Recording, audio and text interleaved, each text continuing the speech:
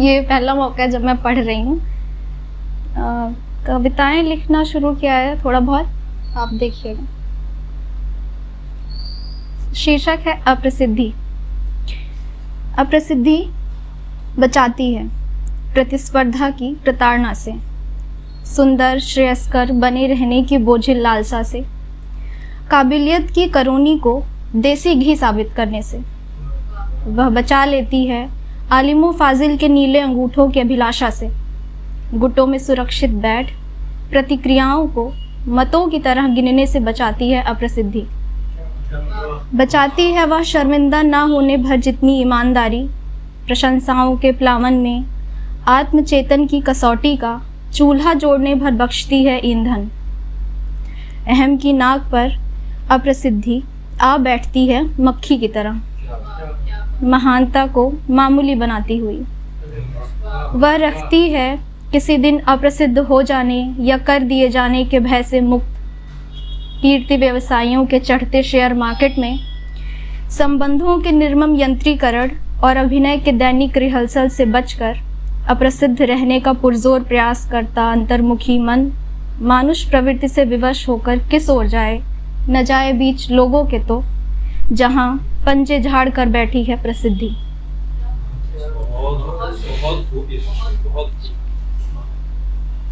एक दूसरी कविता है। हम गल रहे हैं जिस तरह नमक डालने पर गलती है जोक। यह निहायत भ्रामक समय है। भ्रम और हिंसा इस दौर की व्याख्या के सबसे उचित शब्द हैं। अतीत में चाहे जो रहा हो, आज धर्म कुकुरमुत्ता है। दुनिया भर की सरकारें देश के भीतर कुकुरमुत्ते और देश के बाहर हथियारों का व्यापार कर रही हैं। लाखों डूचे टीवी से गृह युद्ध का आह्वान कर रहे हैं। बौखलाई धर्मांध जनता मर और मार रही है। नफरत के अलावा सब काम किए जा चुके हैं। अवसाद इस दौर की सार्वभौमिक बीमारी है।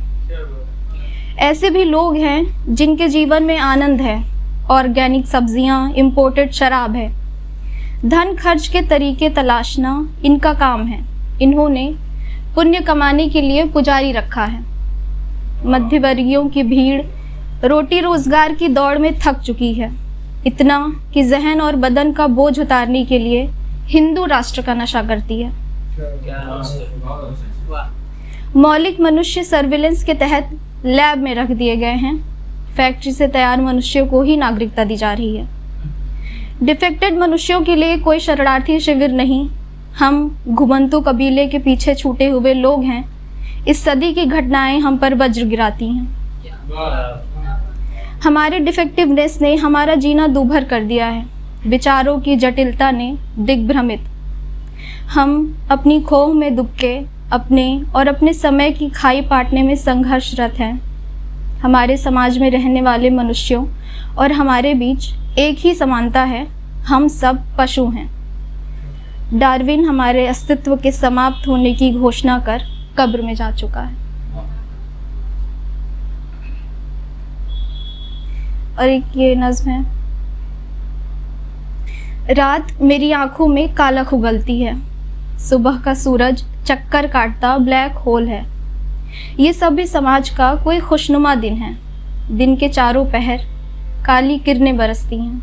मेरे काले कुत्ते को सफ़ेद इज्जतदार कीड़ियों ने चाल दिया है, मुझे दुर्विचारों ने।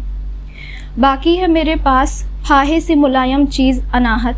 मैं न यहूदी हूँ न पारसी। आठों पहर धर्मों के प्रतीकों पर सियाही मलती रंगसाज हूँ। मुझ पर दुनिया को रंगीन बनाने की सनक सवार है। मार्च का महीना है, दिन तारीख याद है मुझे। यह भी याद है कि एथेंस या स्पार्टा की नहीं, शारदा नहर किनारे बसे गांव की लड़की हूँ, जिसकी रहनुमाई झुंड से जुदा हुई मादा भेड़ करती है। मुझे यकीन है ये मुझे उजालों की दुनिया में ले जाएगी, जहाँ दूर आसमानों की दुनिया में जाने का इंतज़ाम नहीं किया जाएगा। इंसान की जान नहीं खाएगा, खुश रहा जाएगा। तुम भेड़ों का भी भला हो, तुम्हारा ईश्वर करे तुम्हें उस मादा भेड़ के जुदा होने की खबर तब तक न लगे जब तक तुम्हारी दुनिया तुम्हें काली ना नजर आने लगे। एक कविता, बहुसंख्यकों में अल्पसंख्यक। बहुसंख्यकों में अल्पसंख्यक या कि बहुसंख्यक धार्मिक अल्पसंख्यकों की वेदना पगुराते हैं। इन दिनों वेदना कितनी सुस्वादु है, कितना रोमांचक है खून से लिथड़े जीवित या मृत शरीर देखना। इन दिनों बहुसंख्यक अल्पसंख्यकों की चीखों का कोरस सुनते हैं, उनके आंसुओं से सींचते हैं अपने आंगन के नन्हे पौधे। इन दिनों पशुता मनुष्यता से व्यथित है, तेजाबी पसीने से तरवर्दी अल्पसंख्यकों पर लाठियां बरसाकर हाँफती है। उसके फेफड़ों में तीखी चुभन है, खोपड़ी की रगों में हरारत। उसकी ड्यूटी पूरी हो चुकी है। उसे, उस मनुष्य को, उस पति, उस पिता, उस बहुसंख्यक को अब घर लौटना है। इन दिनों कई घर किसी और के लौटने की प्रतीक्षा में हैं। कई घरों को अपने बाशिंदों को देखना है आखिरी बार। घर के बगल में और घर हैं, दुनिया में बहुत सारे घर हैं। घर हमेशा बहुसंख्यक ही रहे, जेलें अल्पसंख्यक। अल्पसंख्यक रही पशुता, मनुष्यता बहुसंख्यक। इन दिनों जेलें और पशुता दोनों बहुसंख्यक हैं। इन दिनों ढाए गए घरों की ईंटें पड़ोस के घरों की ईंटों से पूछती हैं, ईंटों का भाग्य विधाता कौन है, अल्लाह या ईश्वर? कौन तय कर रहा है बर्बरता मनुष्यों ही नहीं घरों के साथ भी करनी है। इन दिनों ईंटें नहीं चाहती उनसे बनाए जाएं घर, ईंटें चाहती हैं अल्पसंख्यकों, ये संभवतः बहुसंख्यकों के हाथों टूटकर जर्रा बनना। जर्रा जर्रा चाहता है जमहूरियत के सिरफिरे मदारी की आंख, कान और नाक में घुसना।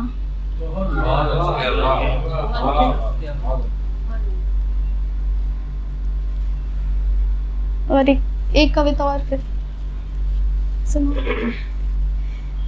इसका शीर्षक है कामना। कामना।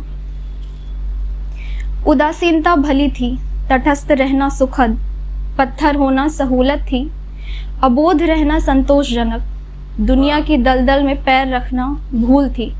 उबरना चाहती हूँ मगर धंसती जा रही हूँ, नहीं होना चाहती किसी बात की पक्षतर, न खड़ी करना चाहती हूँ विरोधी विचारों की दीवार। मंथन छलता है मुझे हर बार, भ्रम अपनी पूरी क्षमता से डालता है धम्माल।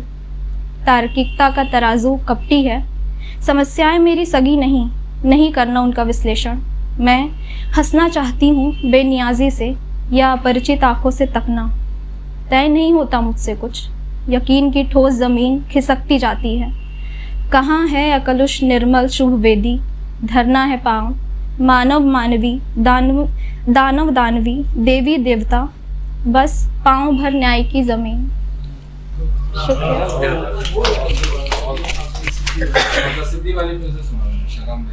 कौन सी?